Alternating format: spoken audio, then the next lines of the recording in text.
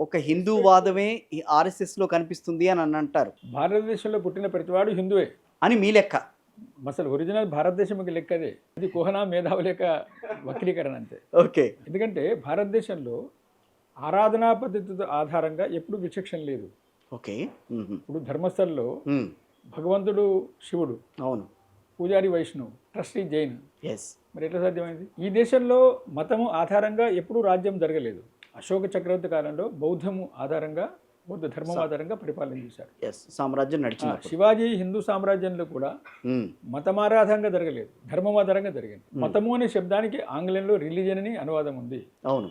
ధర్మము అనే శబ్దానికి ఇంగ్లీష్లో శబ్దం లేదు. లేదు. అంటే ఇంగ్లీష్ అర్థాలతో ఎవరైతే చదువుకుంటారో, ఎవరైతే జీవిస్తారో, దీంట్లో స్వార్థం ఉంటుందో వాళ్ళకి ధర్మం అంటే అర్థమే కాదు. హుహు. ధర్మం అనేది శాశ్వతమైనది.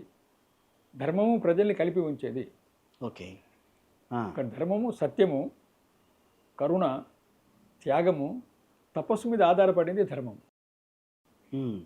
దాంట్లో సంఘర్షణ లేదు. మా ఉపాసన పద్ధతి ద్వారా మాత్రమే, మేము నమ్మిన దేవుడి ద్వారా మాత్రమే మోక్షం వస్తుంది. ఇది తప్పు. అదేంటి? అది తప్పది.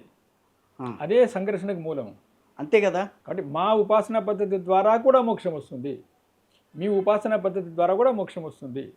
ఏ ఉపాసనా పద్ధతిలో ఉన్నప్పటికీ కూడా కేవలం ఉపాసనా పద్ధతి వల్ల మోక్షం రాదు, సదాచారం వల్ల మోక్షం వస్తుంది. ఏ దేవుణ్ణి పూజించకపోయినప్పటికీ, ఇది ఓకే. శంకరాచార్యులు చెప్పినట్టు అద్వైతంలో ఉంది. ఇది శంకరుడు మీరు స్పష్టంగా చెప్పారు. హ్మ్. మీరు ఈ కాషాయ గుడ్డలు వేసుకున్నప్పటికీ, వేసుకోకపోయినప్పటికీ, ఎన్ని పూజలు చేసినప్పటికీ, సదాచారము ద్వారా, రైట్.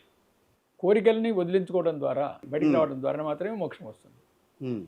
ఇది ఇప్పుడు ఉత్తర మీమాంస, పూర్వ మీమాంసలో జరిగిన చర్చలో శంకరులు అద్వైతం ద్వారా సనాతన ధర్మాన్ని కాపాడారు. ఇవాళ రాష్ట్రీయ స్వయం సేవక సంఘం కూడా హ్మ్.